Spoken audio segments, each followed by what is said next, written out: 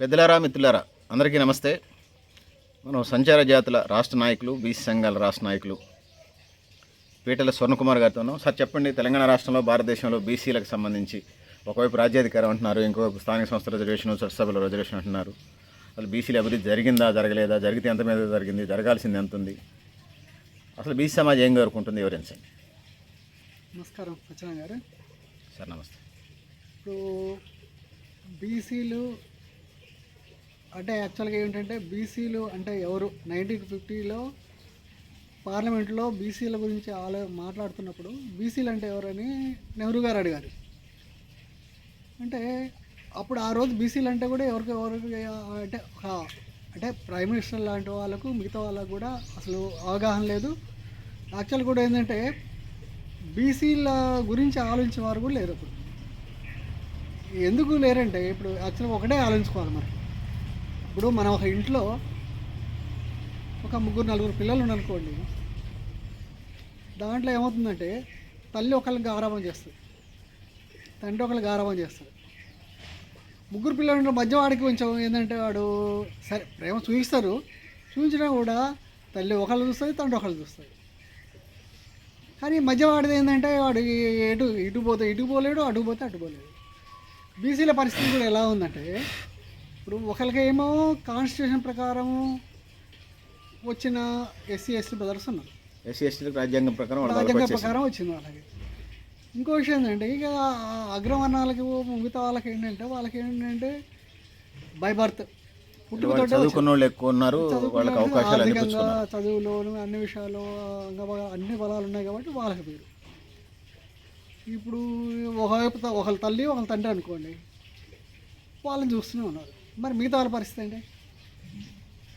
ఆ మూడోవాడి పరిస్థితి ఏంటి? ఆ మూడోవాడు అటు పోయి మొత్తుకున్నా పట్టించుకోవట్లేదు, ఇటు పోయి మొత్తుకున్నా పట్టించుకోవట్లేదు. ఇటు పోయి అమ్మవైపు వెళ్ళానుకో ఎస్ఎస్టీ బ్రదర్స్ అంటే వీళ్ళు ఏమంటారంటే వాళ్ళకు కొంచెం ప్రేమతో వాళ్ళకి ఎక్కువ పడుతుంది, వీటికి తక్కువ పడుతుంది. తక్కువ పడుతున్నప్పుడు వీడనిపిస్తుంది నా పరిస్థితి ఏంటి, ఇట్లా ఎందుకు అయింది, నాన్న దగ్గరిపోయాడు అనుకో వాళ్ళు అంతే ఉంటారు. ఈ స్ట్రగుల్లో ఇన్ని సంవత్సరాల స్ట్రగుల్లో ఇప్పుడు కొంత వచ్చింది.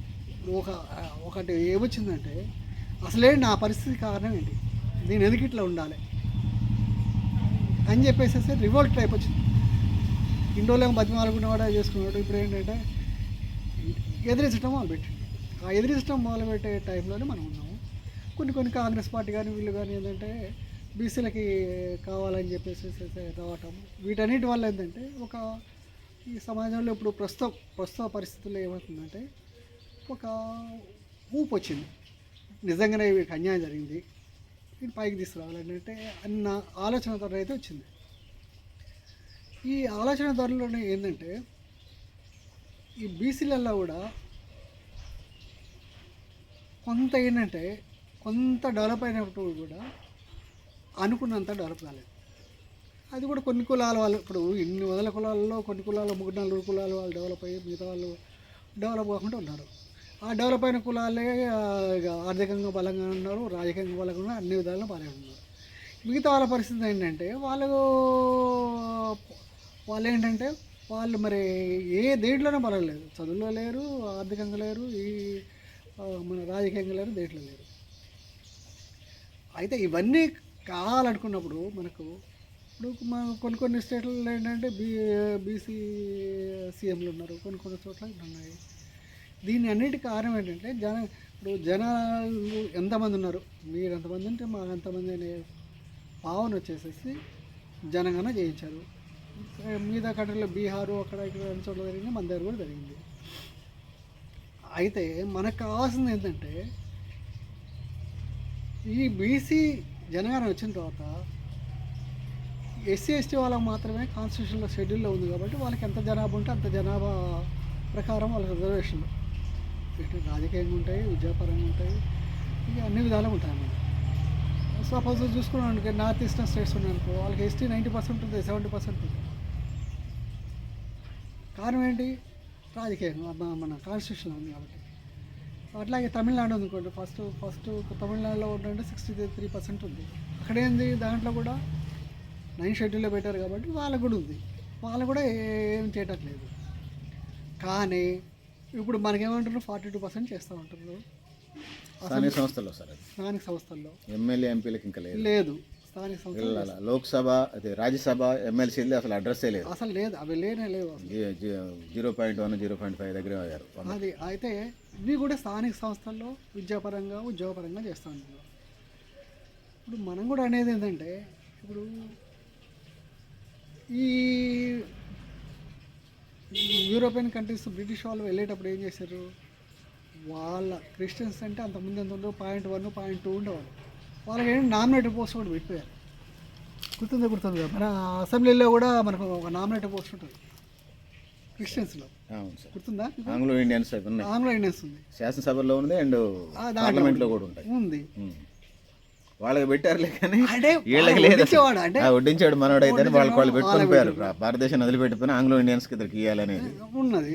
ప్లస్ మన దగ్గర ఏంటి 60% ఉన్న వాళ్ళలో కూడా 60% వాళ్ళకు దామాషా ప్రకారం వాళ్ళకు మరి దక్కాల్సిన హక్కులు దక్కకుండా చేస్తుంది ఎవరు?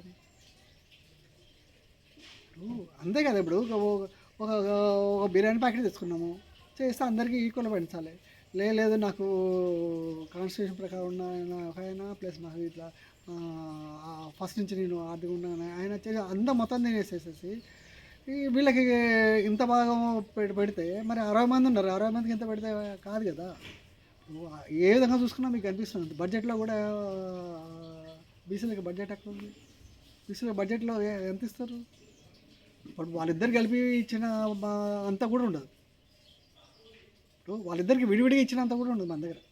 ఎస్ఎస్టీలకి 40,000 కోట్లు వాళ్ళకి ఇచ్చారు, 17,000 కోట్లు ఎస్టీలకు ఇచ్చారు సుమారు. అంటే ఫిగర్ వీళ్ళకి 15,000 కోట్లు కూడా ఇవ్వలేదు. 56% ఉన్న బీసీలకు తెలంగాణ రాష్ట్ర బడ్జెట్లో ఇవ్వట్లేదు. ఇంకోటి కూడా మీరు గమనించాల్సింది ఏంటంటే, మీకు సపోజు బడ్జెట్లు అసెంబ్లీలో అనౌన్స్ చేస్తారు, అనౌన్స్ చేసి 2,000 కోట్లు ఇస్తున్నాం. సపోజు హీనాతీనంగా 15,000 కోట్లు ఇస్తారు అనుకుంటారు. కానీ మీరు ఈ చివరికి ఇచ్చేటప్పుడు ఏం చేస్తారు? వాళ్ళకి బీసీ వీళ్ళు ఉంటారు కదా, చైర్పర్సన్స్, కుల కార్పొరేషన్ ఉన్నాయి కదా, కార్పొరేషన్లకు వాళ్ళకి జీతాలు తప్ప మిగతాది రూపాయి వెళ్ళి ఇచ్చింది లేదు, రూపాయి ఇచ్చింది లేదు. అంటే ఇటు అసెంబ్లీలో ఇటు ఇచ్చింది కూడా అటు వెళ్ళిపోతుంది. గత తెలంగాణ రాష్ట్ర ప్రభుత్వం 10 ఏళ్లలో ప్రతి సంవత్సరం 500 కోట్లు బడ్జెట్లు అనౌన్స్ చేసేది. 10 సంవత్సరాలు 500 5,000 కోట్లు ఇవ్వాలి. ఆ జీతాల భవన్ రూపాయి బెల్ట్ ఇచ్చింది లేదు, ఒక లోన్ ఇచ్చింది లేదు. గతంలో ఇంకా అంతకుముందు కొద్దిగా రూపాయి ఇచ్చేది, రూపాయి 10 రూపాయలు ఇచ్చేది. ఆ పరిస్థితులు ఉన్నాయి అన్ని. అంటే నాట్ ఓన్లీ రజక, అన్ని ఫెడరేషన్ అన్ని కార్పొరేషన్ ఇదే పరిస్థితి. కార్పొరేషన్ అన్ని పరిస్థితి. ఇప్పుడు జాతుల అభివృద్ధి ఎట్లా జరుగుతుంది మరి? ఎట్లా జరుగుతుంది అంటే, ఇప్పుడు మీరు కాన్స్టిట్యూషన్ లేరుగా, మీకు ఎందుకు ఇవ్వాలి? కాన్స్టిట్యూషన్ ఉంటేనే మీకు, కాన్స్టిట్యూషన్ ప్రకారం ఉంటేనే ఇప్పుడు రిటర్న్ ఉందనుకోండి, రేపొద్దున అడుగుతాడు వాడు. రిటర్న్ ఉంటే మాకు ఇంత రావాల్సింది ఆయన ఇవ్వలేదని వాళ్ళు అడుగుతారు. నువ్వు అడిగినా. ఇంకొకటి నేను గమనించింది ఏంటంటే సార్, రైతులు భూములు ఉన్నోళ్ళు రైతులకు సంబంధించి అసలు బీసీ ఎస్టీలు ఏమైనా ఉంటే ఉండొచ్చు 5%, 5 నుంచి 30% మరి లోపు ఉండొచ్చు. 25% ఉన్న చిన్న కమతాలు ఎకరం 2 ఎకరాలు పడతారు. కానీ ఉన్నదంతా ఆధిపత్య కులాలకు ఉన్న ల్యాండ్స్. ఈ రైతులకు ఇవ్వాల్సి వచ్చినప్పుడు వరల్డ్ బ్యాంకు IMF నుంచి అయినా తీసుకొచ్చి వాళ్ళకి అకౌంట్లో రైతు బంధు, రైతు భరోసాలు ఇవన్నీ వేస్తారు.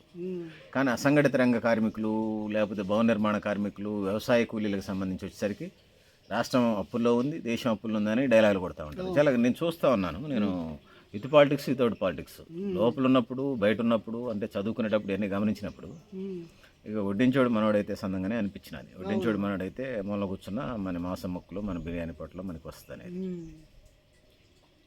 అదే కదా. ఇప్పుడు యాక్చువల్గా మరి వాళ్ళ ఉద్దేశాన్ని మనం ఇంతకుముందు కూడా మాట్లాడుకున్నట్టు, వాళ్ళకి ఏంటంటే ఒక పార్టీ ఏమో SC/STలు మైనారిటీస్ అని ఒక పార్టీ పోతుంది, ఇంకో పార్టీ ఏమో మతపరంగా ఇంకో పార్టీ వస్తుంది. అయితే వీళ్ళకి ఇద్దరిని మోసేది మనమే. మళ్ళీ ఇద్దరిని మోసేది మనమే. ఇప్పుడు పూర్తిగా వాళ్ళని నమ్ముకున్నా వీళ్ళని నమ్ముకున్నా కాదు, ఇద్దరిని మోసేది మనమే.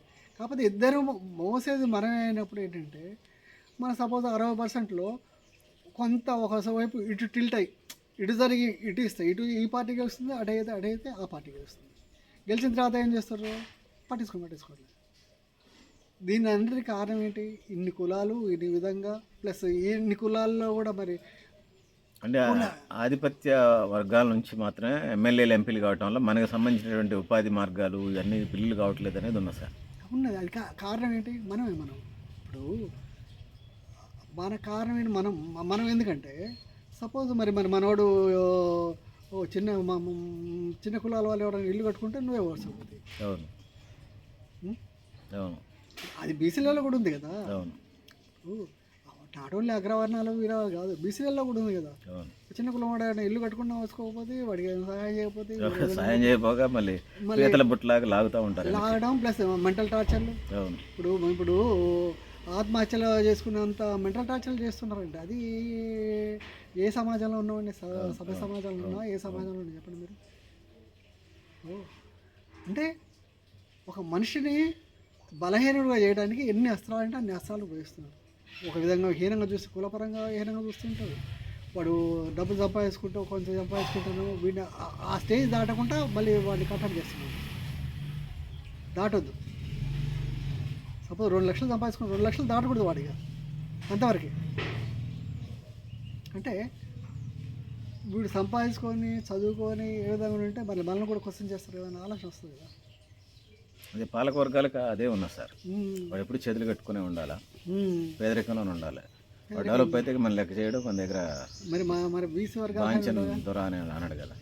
మొన్న బీసీ మీటింగ్ జరిగింది. ప్రతి వాడు వచ్చేసి మా కులం గురించి కొంచెం అంటారు. నిన్న మన కులం గురించి ఇప్పుడు ఇక్కడికి వచ్చింది ఏంటి, అజెండా ఏంటి మనకి? బీసీలు ఐక్యత,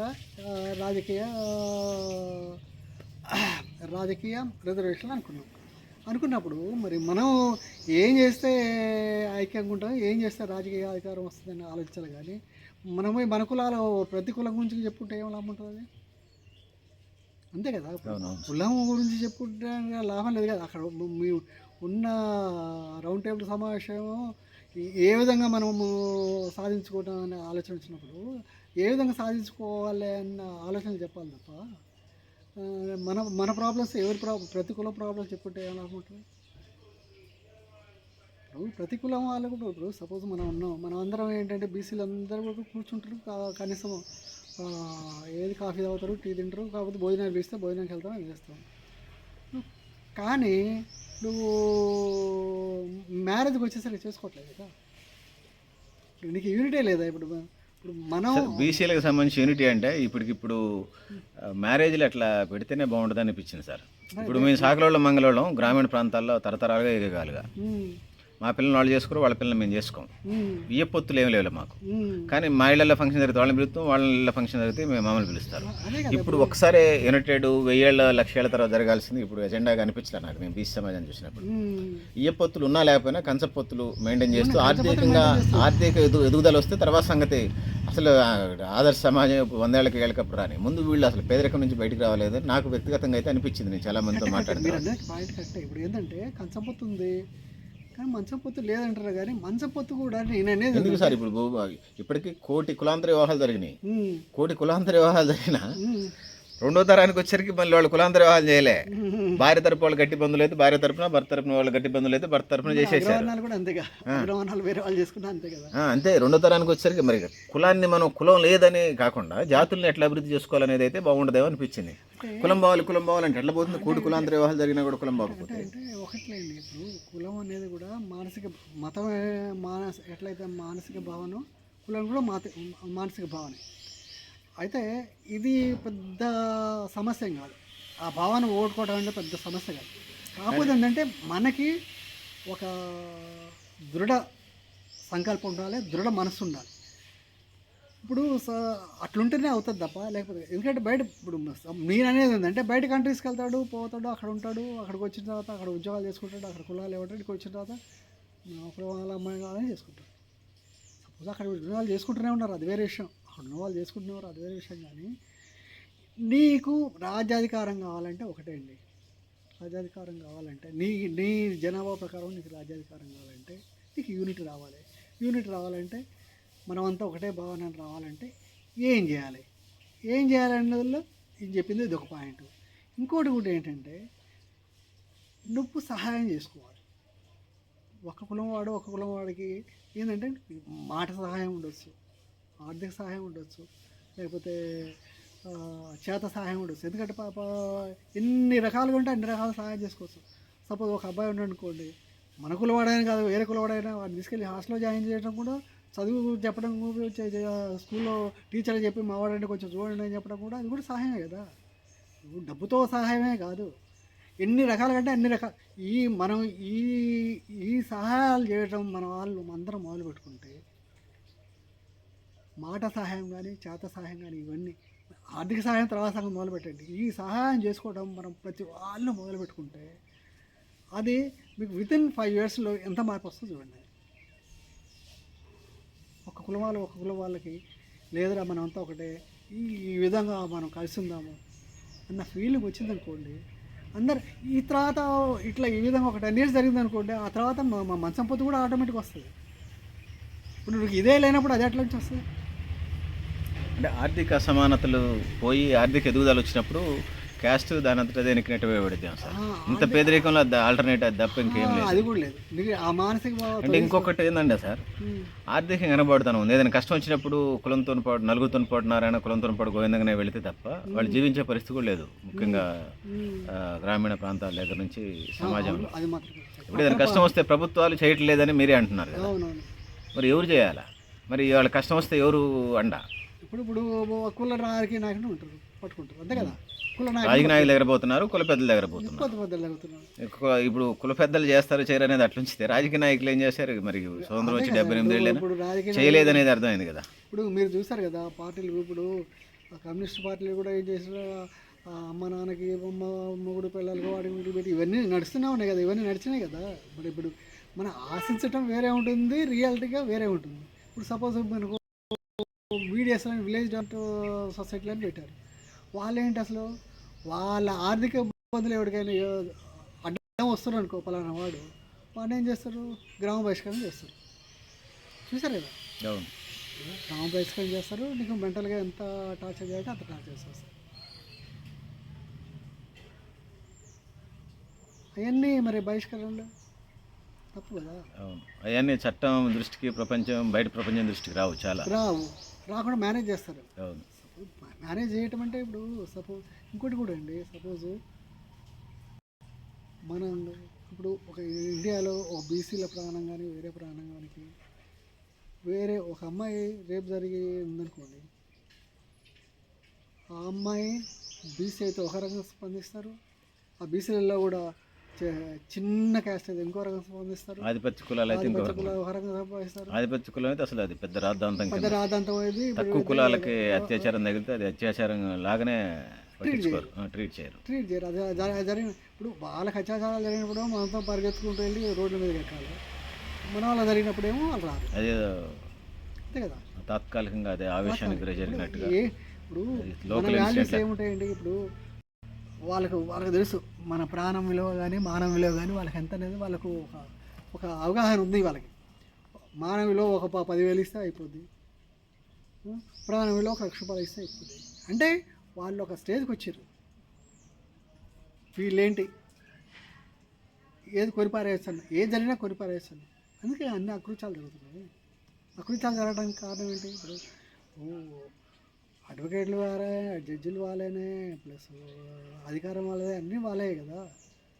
ఇప్పుడు ఆ విధంగా ఇప్పుడు ఎక్కడ కాకపోతే ఒక దగ్గర కాకపోతే ఒక దగ్గర అయినా వాళ్ళకు అదే మనం ప్రపంచంలో ఎక్కడ చూడమండి ఒక కులాన్ని బట్టి ఒక